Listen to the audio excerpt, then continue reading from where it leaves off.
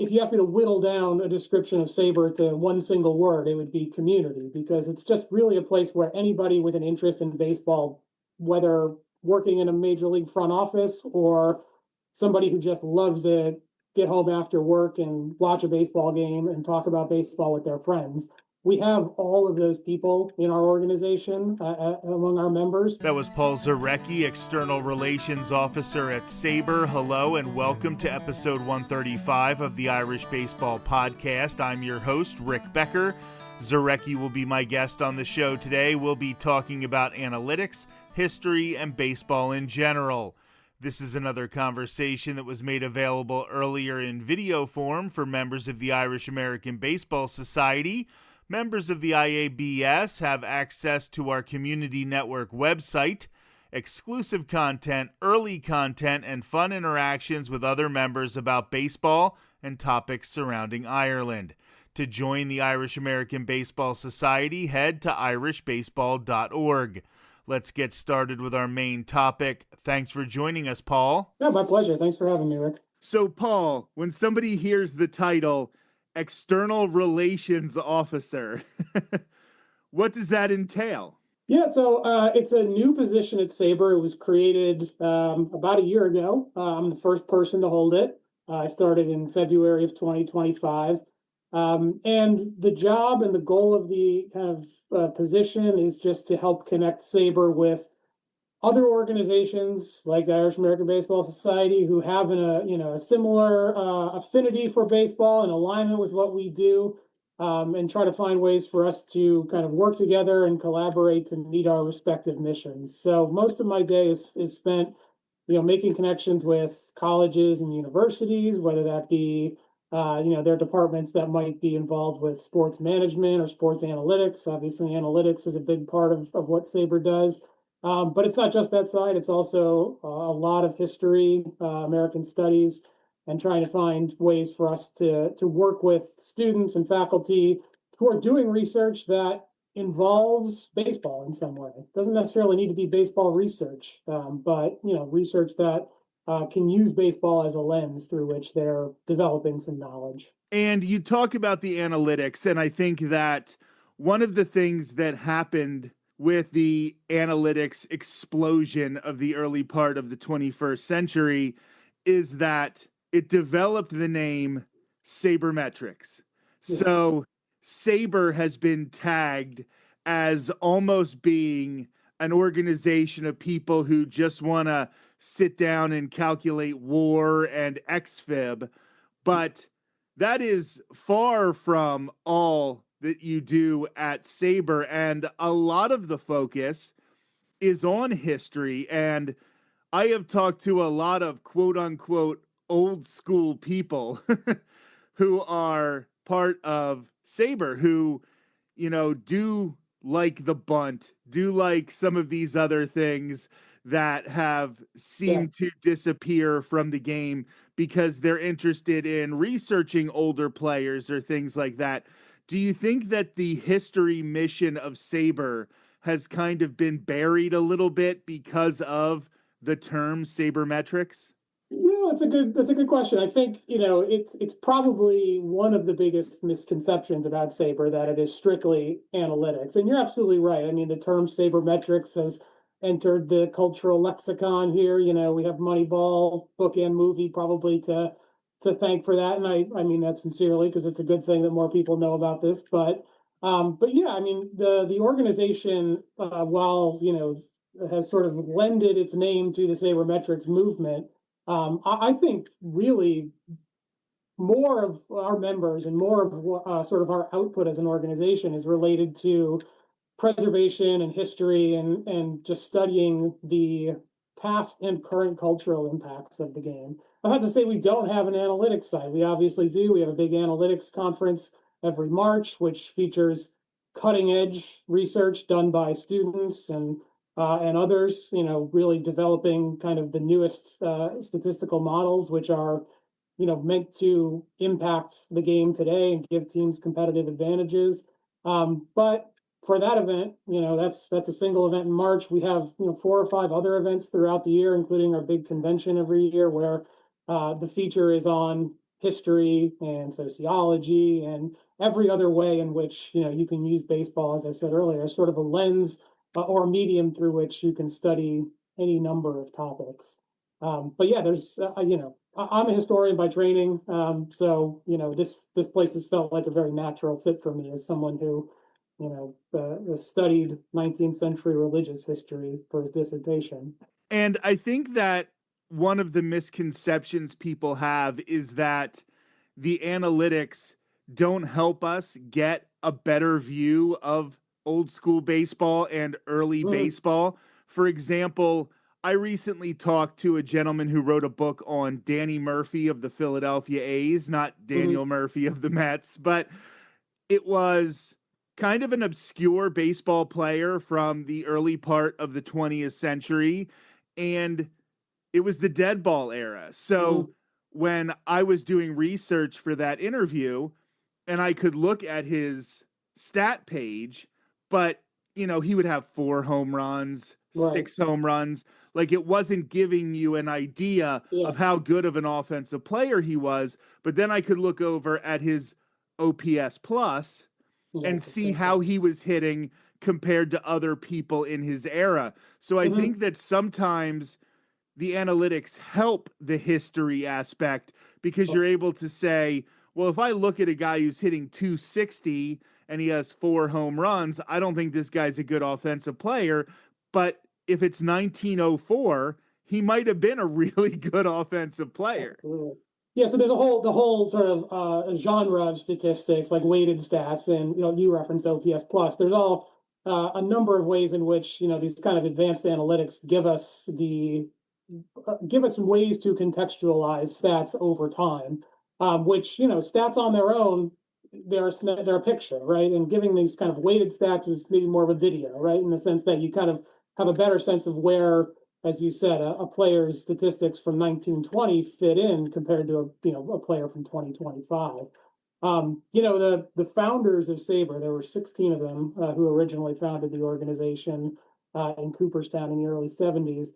The name they gave themselves, or was given to them, was they thought of themselves as statistorians. So they were trying to go back, and stats were a big part of it, right? But they were also just trying to fill in the gaps that existed in the records of baseball. I mean, it's I think harder for us to imagine now in 2025, almost 2026, when we have all of this data available to us. But baseball statistics were not kept in a uniform way throughout the history of the game. The RBI wasn't an official statistic until 1920. It's not to say people weren't counting them. They were just kind of amateurs who were doing it and keeping track. And then eventually it became adopted as an official statistic for Major League Baseball.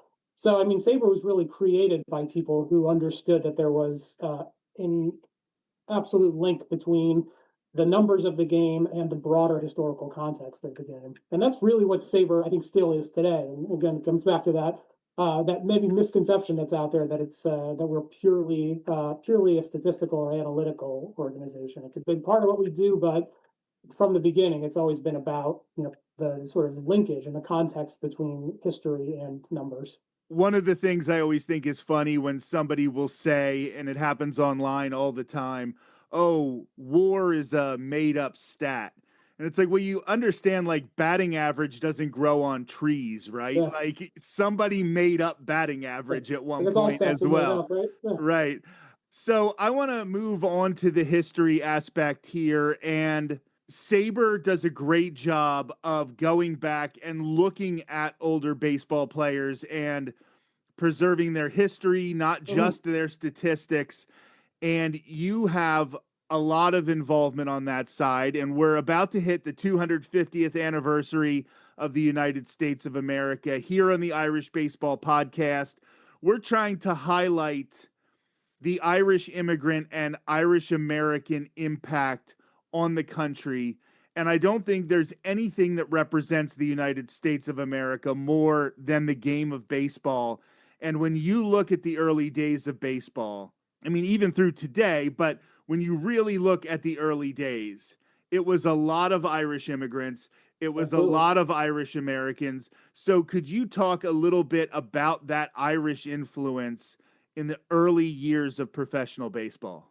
Yeah, well, let me start with the caveat that I am no particular expert in that subject, but you're absolutely right. I mean, we have a committee of experts on, say, 19th century baseball who would probably be the absolute best people to talk about this. But undoubtedly, as baseball emerged as a professional sport, and even before it was technically professional, we're talking about the 1820s, 30s, 40s, 50s, which of course is the exact moment when, huge numbers of Irish immigrants are coming to the United States.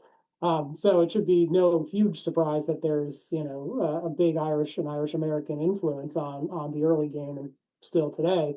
I think of players like Connie Mack, or I should manager like Connie Mack, right? Or King Kelly, who I know a little tiny bit about strictly because he was from Troy, which I have a personal family connection to that area. So, and he was not Irish born himself, but I believe Irish born parents. So some of the earliest and biggest names in baseball are Irish players, and I realize I'm preaching to the choir here, but yeah, I mean, there's undoubtedly a huge influence from Ireland and Irish Americans on the early game. We have, you referenced kind of what SABR does in terms of trying to go back and create, not create, but tell the histories of as many players as possible. One of our big ongoing and ambitious projects is the SABR Bio project, in which we are attempting to write a biography for every single person who played professional baseball. We have tens of thousands of them on the website now. Always more to be written, though. So I'll maybe make this as a plug to your members. If you're all aware of somebody with an Irish or Irish American connection who deserves a biography and you don't already see one on SABR.org, let us know. Volunteer to write one.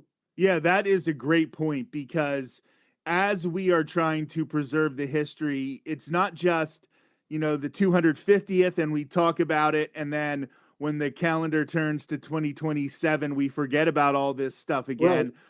It is important to make sure that, we have, with the Irish American Baseball Society, we have Irish language lessons. We're trying to preserve the language. We have, Irish bands that we're trying to promote the music.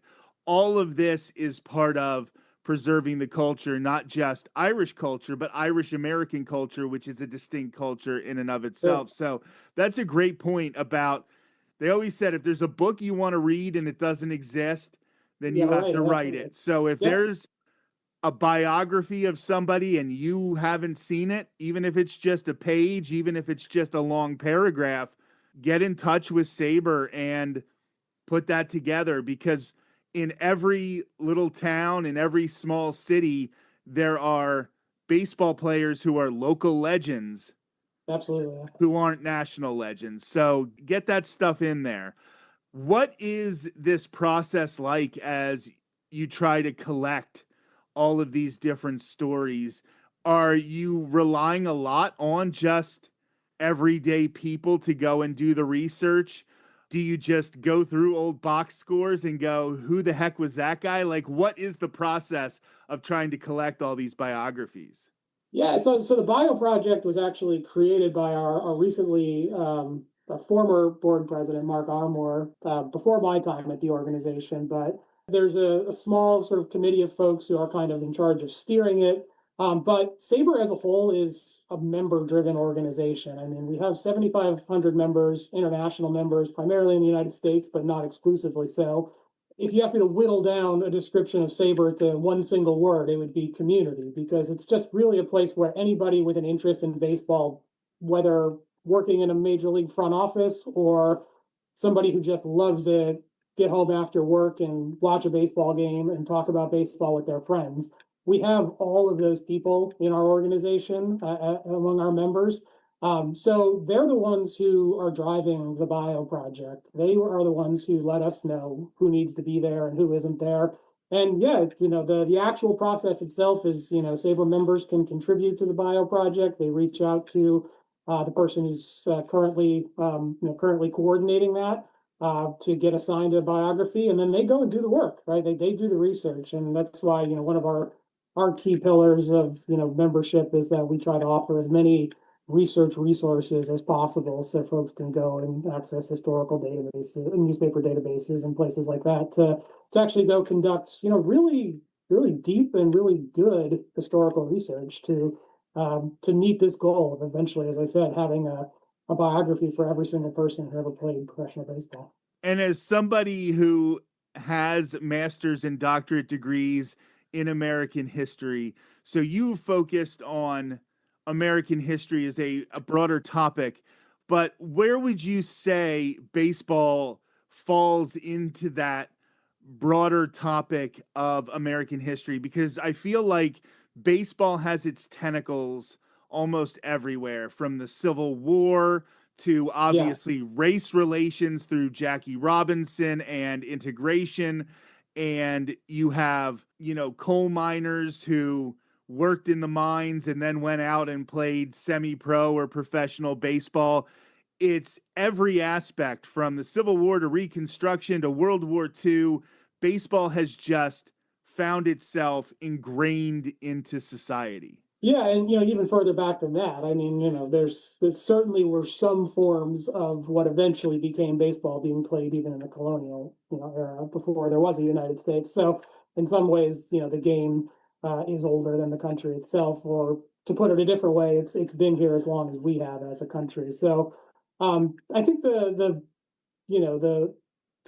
maybe response I would make to that question is just that, again, baseball presents so many different opportunities, and you've enumerated many of them in the question, for people to study any number of historical topics relevant to the United States.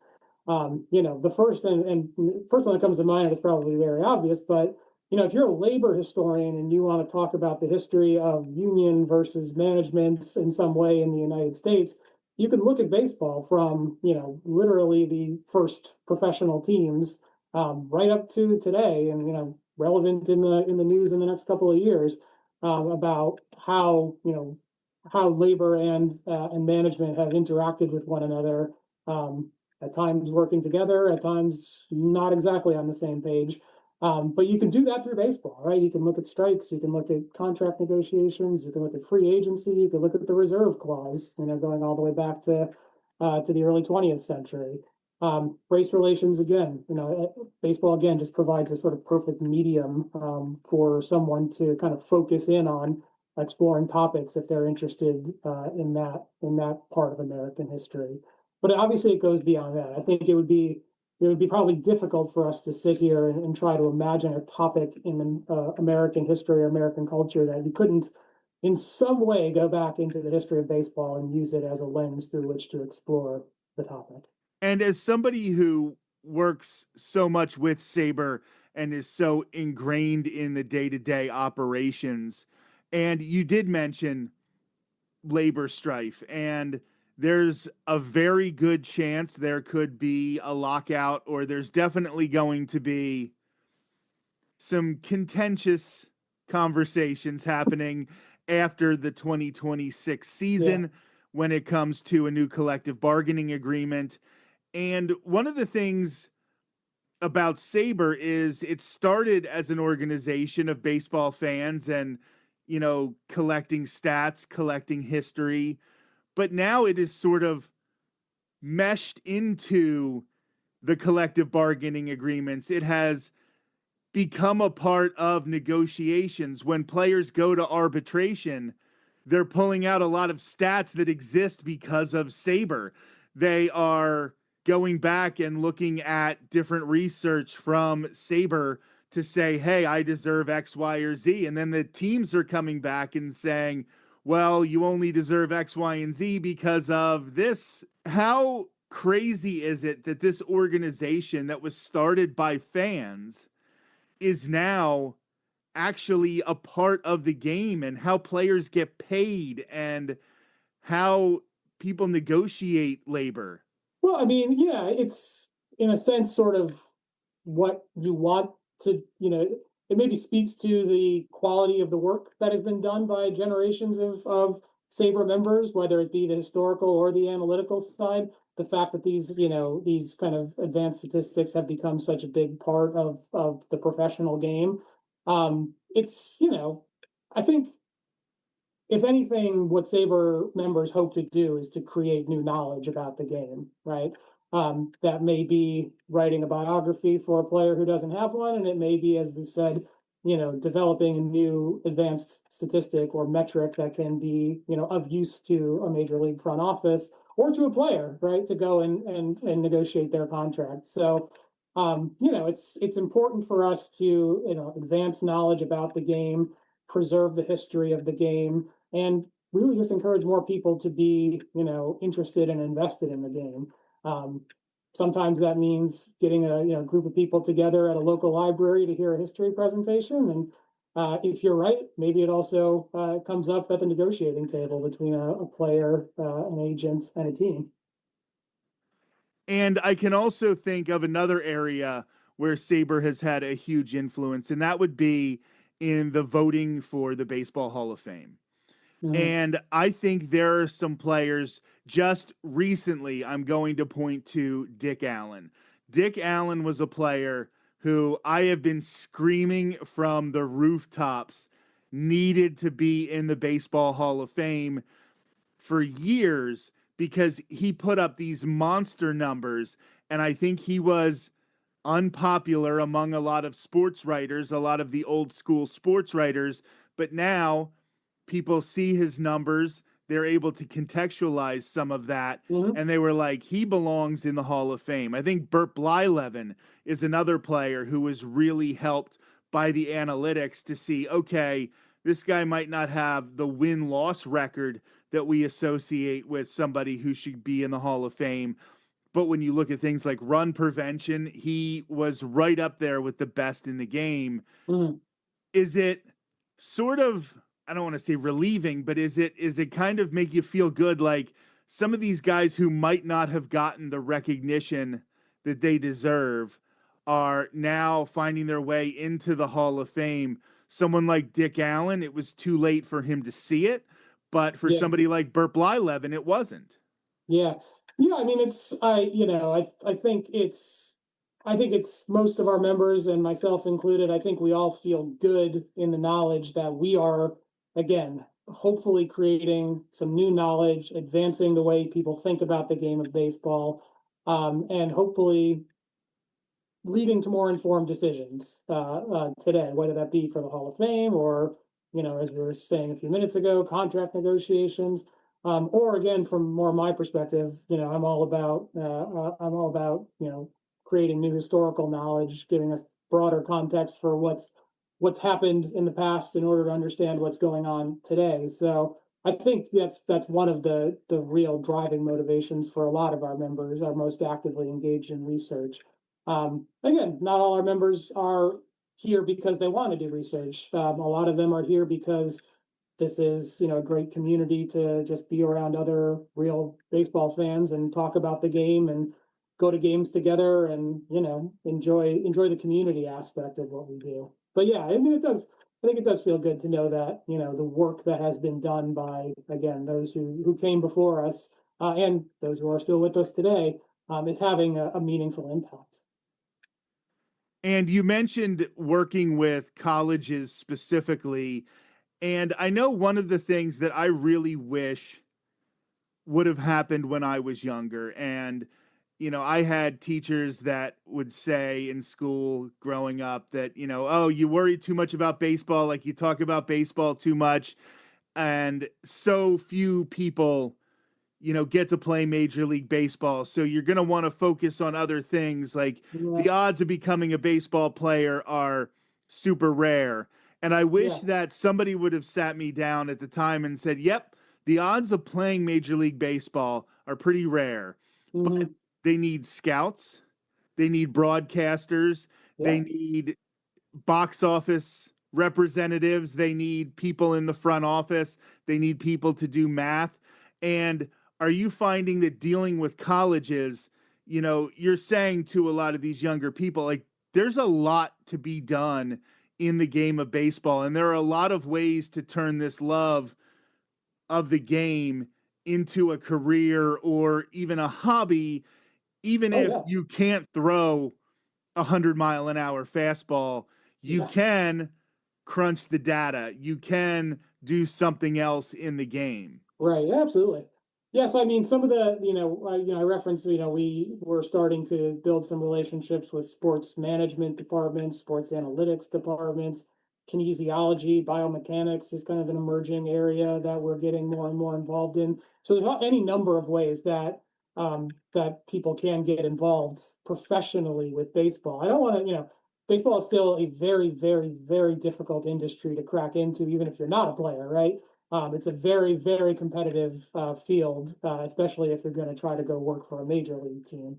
But you can do that kind of work, if we just want to say, say you're studying data analytics with a goal of being doing sports analytics professionally. All the major sports have some level of analytics, happening now.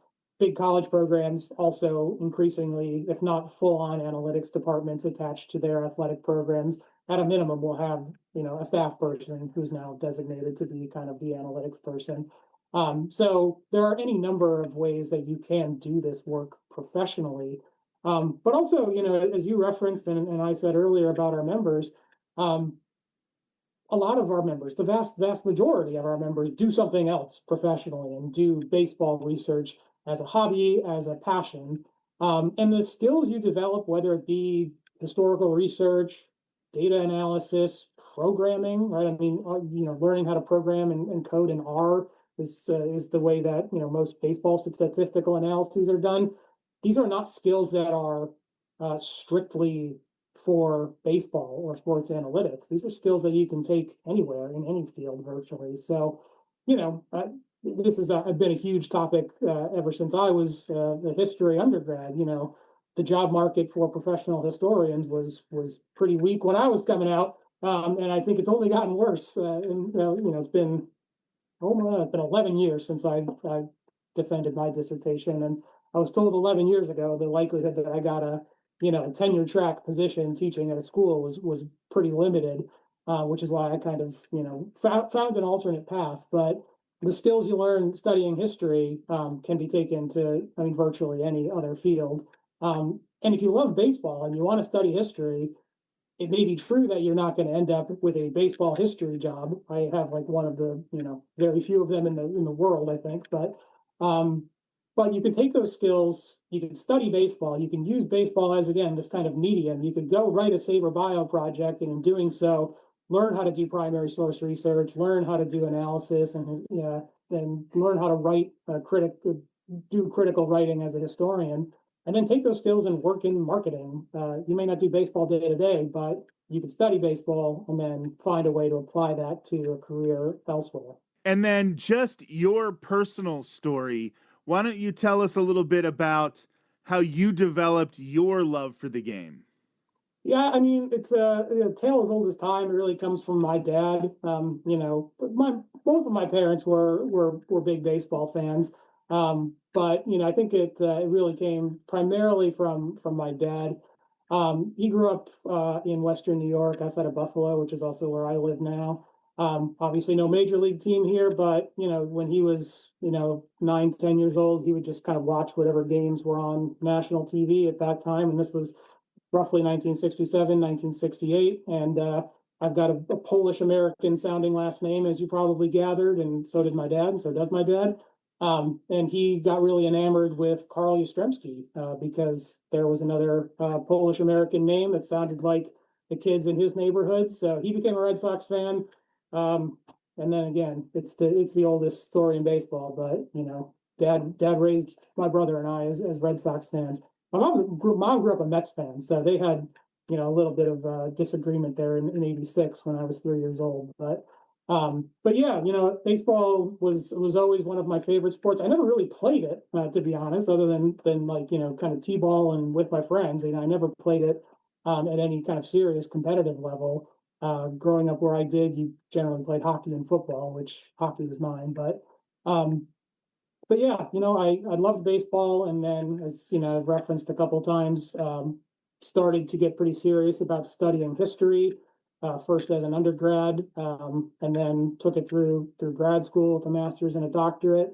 And again, as I referenced earlier, after I was finishing grad school, I was kind of looking around for what the real world was going to mean for me after I left grad school, and managed to hook on working at a local historic site in Buffalo, where I was also in graduate school, the Theodore Roosevelt Inaugural Site, which is a historic house museum where Theodore Roosevelt took the oath of office in 1901.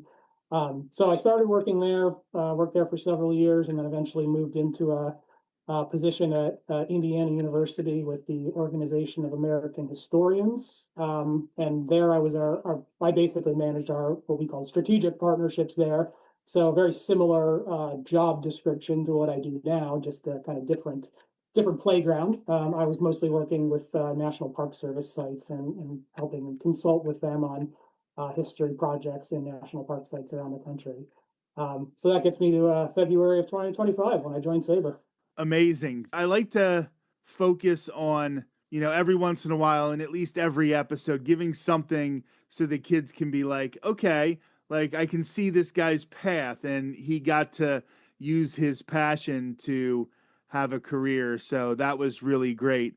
I wanted to ask you a little bit about being a Red Sox fan and working for an organization like SABR, because I have worked in sports almost all of my adult life, and there have been times I was working for a Major League Baseball team. I was an usher. I was doing it part-time at nights, and I would work every game, and that team was not my favorite team. And every once in a while, my favorite team would come to town, and I would have to be there in the other team's garb, helping people, to their seats.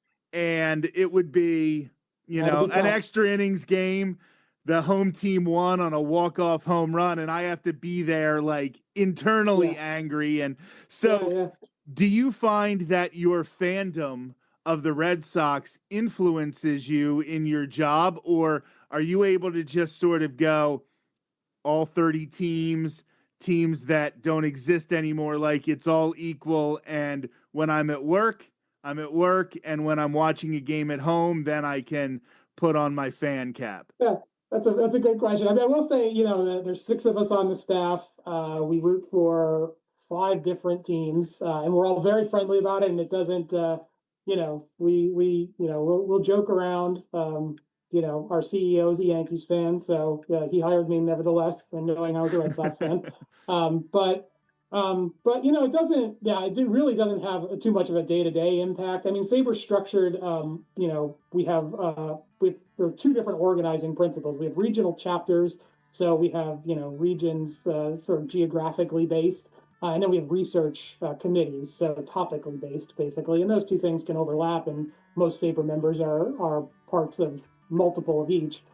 So I mean, I think the day-to-day for me, I joined the Boston chapter just to keep up with what the local Red Sox fans are talking about as SABR members. But other than that, no, it doesn't have a huge impact on the day-to-day. Our work touches on every aspect of baseball, contemporary and historical. So there's no way I could limit myself to only thinking or talking about the Red Sox. That would be it would just be too narrow a focus. If any of our listeners want to become members of SABR, how would they go about doing that? SABR.org. They just go to our website, sabr.org, and there is a button right on there called Join, Become a Member. Membership in SABR opens up a lot of different opportunities. It's how you can publish in our bio project, on our website, in the Baseball Research Journal, which is our peer-reviewed kind of biannual journal. You also then get access to the member resources and a whole host of member benefits we provide. Access to historical newspaper databases. You can download free copies of every SABR publication we have. So there's a lot of good reasons to join, and we certainly hope that your listeners will consider coming to be a part of it with us. I mean, if you are listening to us, you're interested in history in some form or fashion, and obviously you're interested in the game of baseball. So I think that this would be a great opportunity for many of our listeners. Oh, let me say one more thing, because I'd be remiss if we didn't mention it. I mean, our 2 organizations are collaborating right now, and I referenced publications not that long ago. We do have a collaborative book project on the way. So I think the call for contributors to that is out right now. But you can certainly learn more about that through either organization. But we're really excited about this book that's coming out about Irish contributions to the game. Paul Zwirecki, thank you so much for joining us on the Irish Baseball Podcast. I appreciate you being here. Oh, my absolute pleasure. Thank you for having me. As always, we will have another brand new episode in 2 weeks. Be listening on March 23rd, when my guest will be Ben Anderson, author of the McGonagall Chronicles. These books make use of Irish, Scottish, and Norse folklore to tell fantasy stories with the intent to preserve these traditions for future generations. I'm your host, Rick Becker. This has been episode 135 of the Irish Baseball Podcast.